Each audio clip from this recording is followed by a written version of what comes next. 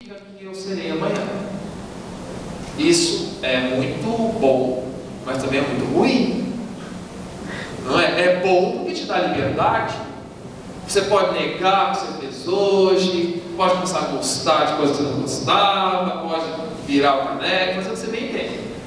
Você não vai deixar de ser incoerente, dependendo da sua narrativa, dependendo da sua trajetória. Agora, se nós formos pensar na história, até o século XIX, essa ideia de você ficar mudando de identidade, você ficar mudando de hierarquia social, era algo diferente, era algo que começa a acontecer no século XIX. Muito tempo antes, a gente nascia, já sabia, nascia pobre, infelizmente meu filho você não é pobre. Você nasceu na corte, que ótimo, seu lugar estava garantido. Hoje não, nós construímos os nossos lugares, nós construímos a nossa identidade. E essa questão de uma identidade vinculada a um grupo, e ao mesmo tempo uma identidade que quer, às vezes, se livrar desse grupo, também são questões para se pensar os problemas da África e para se pensar a identidade africana contemporânea. E como toda identidade, também é complexa.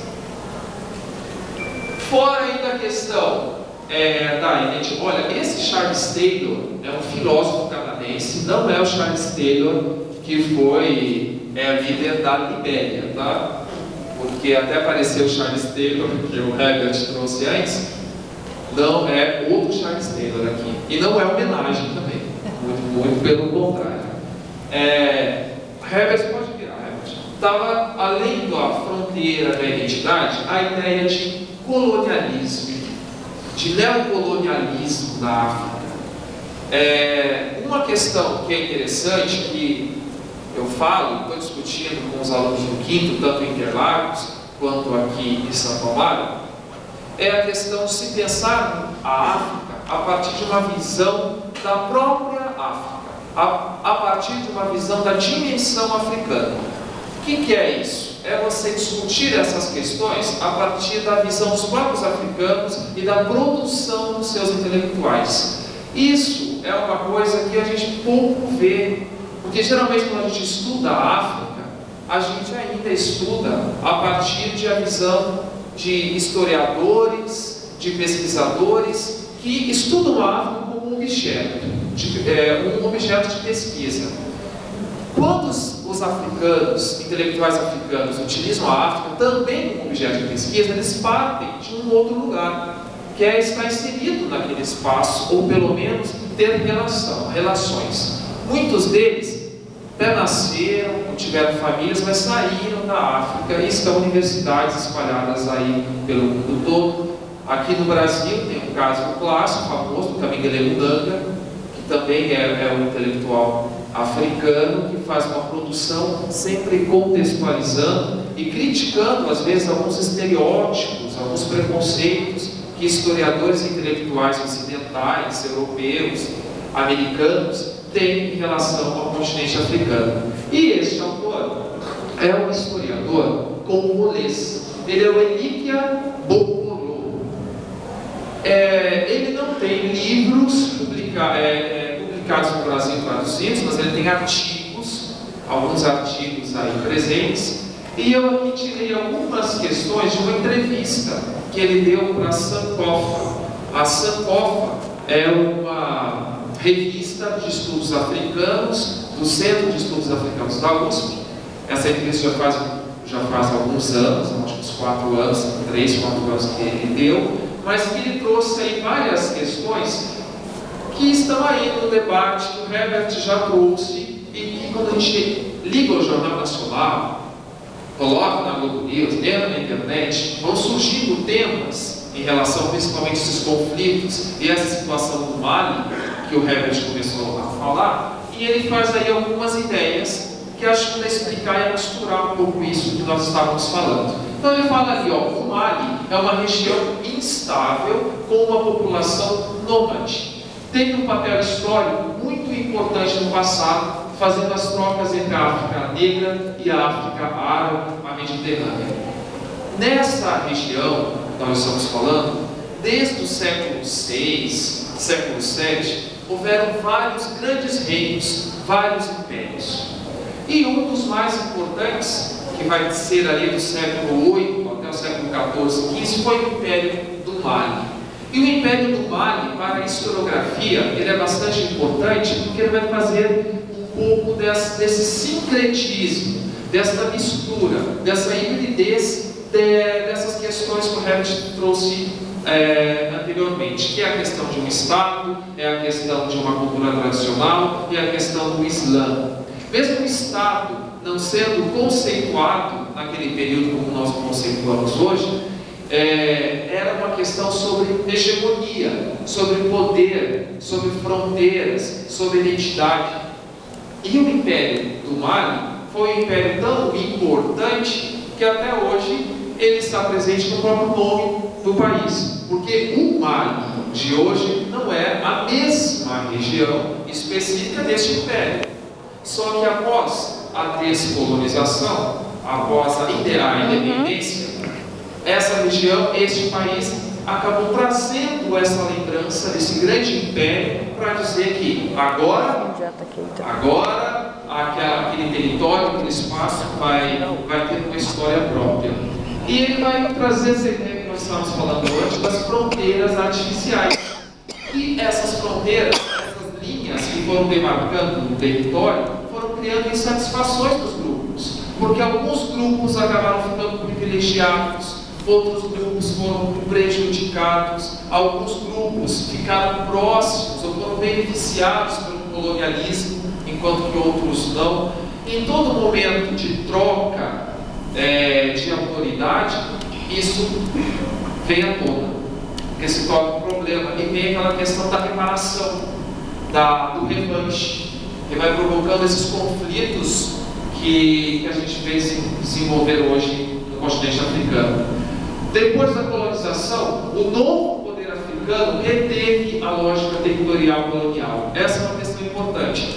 Após os anos 60, que é a data onde a maioria dos países do continente africano consegue a sua independência das suas antigas colônias, por quê? Porque eles não voltaram a uma cultura tradicional? Por que eles não começaram a modificar a sociedade? Por quê? Porque voltar à cultura tradicional nem tem como. Por mais que ela esteja preservada em alguns lugares, ela já foi transformada e ela tem que ser transformada para continuar a sua sobrevivência.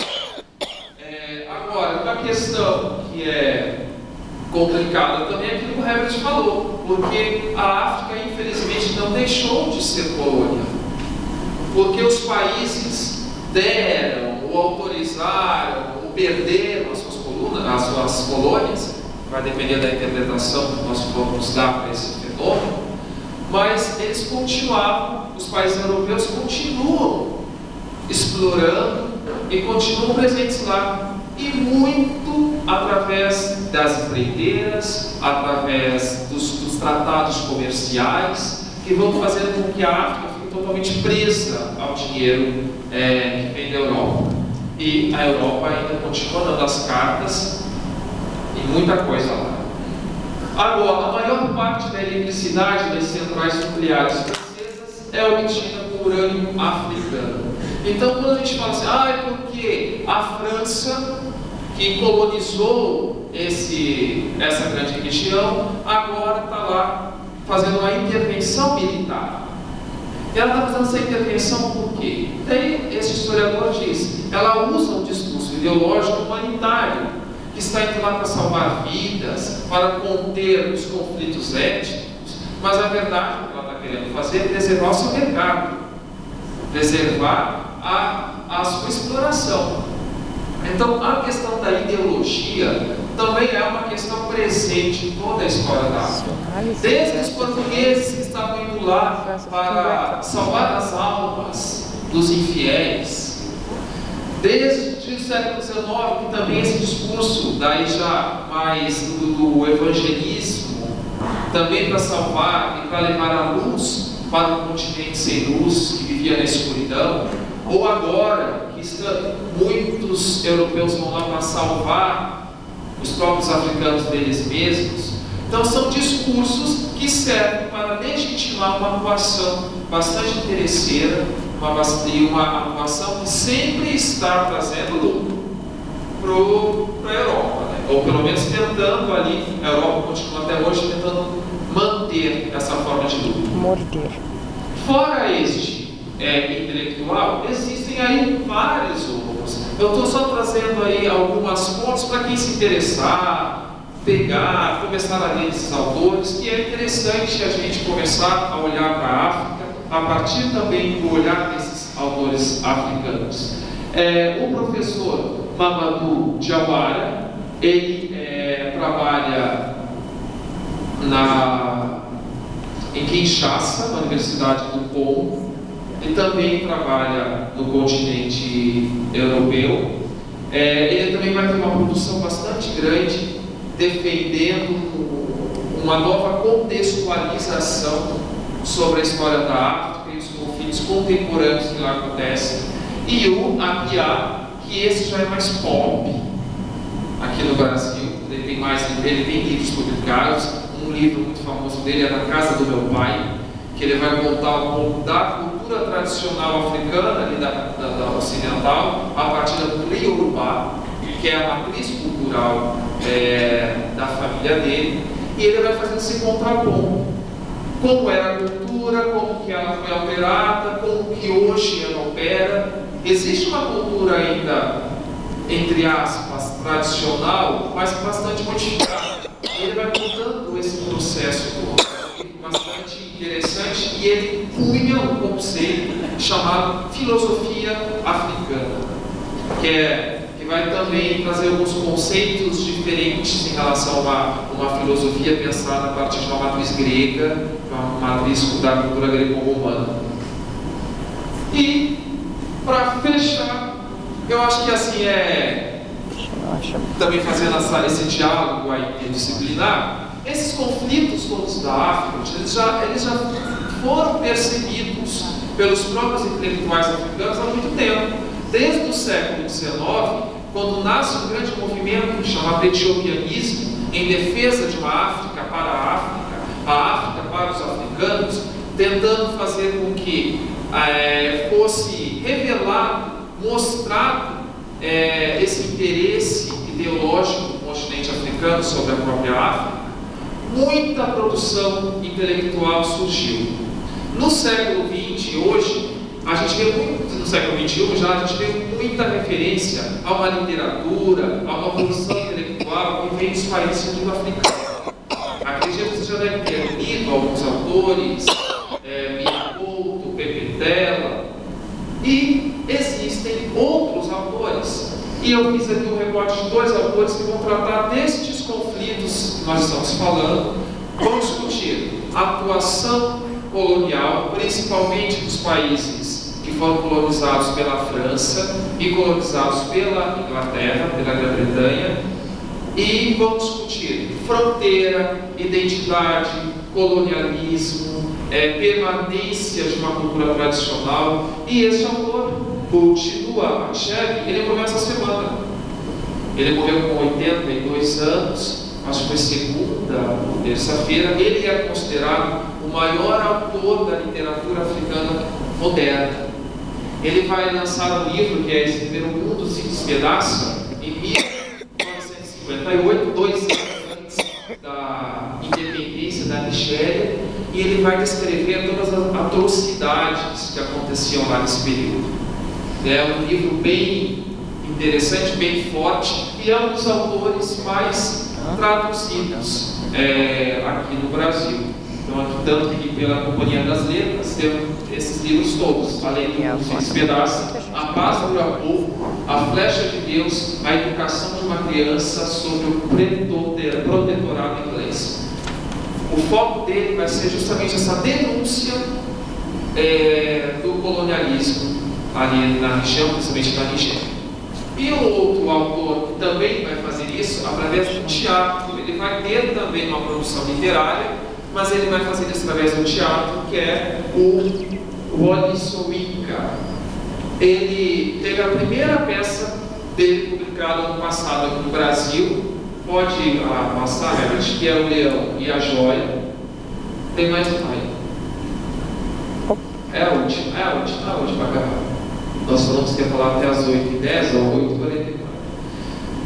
O leão e a joia, que é uma peça muito legal que vai mostrar um pouco disso. É uma moça muito bonita de um grupo iorubá que está dividida entre um líder tradicional ou de um professor inglês que chega ali na região trazendo toda a informação sobre a Europa.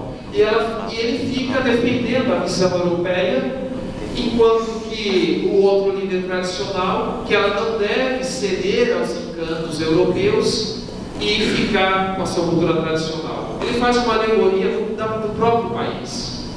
E ele é o primeiro Nobel na literatura africana, foi esse que recebeu. O nosso foco hoje era trazer um pouco as informações sobre a África, trazer um pouco essas problematizações, e agora a gente abre para conversar.